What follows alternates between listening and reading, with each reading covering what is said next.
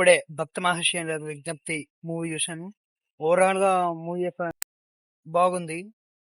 అంటే రవితేజకు కంబ్యాక్ అంటే మార్చ్ జాతర నాకు కొంచెం పర్లేదు. సో ఓవరాల్ గా అందరికైతే మూవీ నచ్చలేదు. అంటే ఆ మేరకు నాకు కూడా ఆలోచించి పర్లేదు మూవీ అంత చాలా వరస్ట్ అనిపించింది.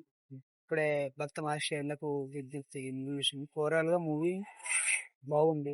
మెయిన్ మూవీ హైలైట్స్ ఏంటంటే రవితేజ, వెన్నెల కిషోర్, సునీల్ వీళ్ళ కామెడీ టైమింగ్ అండ్ సత్య వీళ్ళ కామెడీ టైమింగ్ తోటి మూవీ మొత్తం లాగేసింది. మూవీ చాలా చాలా బాగుంది. మెయిన్ ఈ స్టోరీ విషయానికి వస్తే చాలా సింపుల్ స్టోరీ.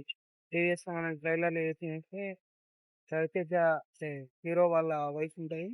వైఫ్ కాక ఇంకో అమ్మాయితో రిలేషన్షిప్ ఉంది పాయింట్ మీద మూవీ దాని కంక్లూజన్ రెండు క్వశ్చన్ ట్రైలర్ లో అడిగిన రెండు క్వశ్చన్ ఆన్సర్స్ చూపిస్తారని మన క్లైమాక్స్ చూస్తాం. ఓవరాల్ గా మూవీ చెప్పాలంటే కామెడీ కామెడీ అంతే. Only one comedy. మొత్తం మూవీ మొత్తం పీక్స్ లా నవ్వుకున్నా. సెకండ్ హాఫ్ పర్లేదు. సాంగ్స్ ర్యాండమ్ వస్తూ ఉంటాయి, వెళ్ళిపోతూ ఉంటాయి. ప్రీ క్లైమాక్స్ సాంగ్ సర్ప్రైజ్, అది బాగుంది. అది పైగా క్లైమాక్స్ మాత్రం కొంచెం నాకు డిసప్పాయింట్ అనిపించింది.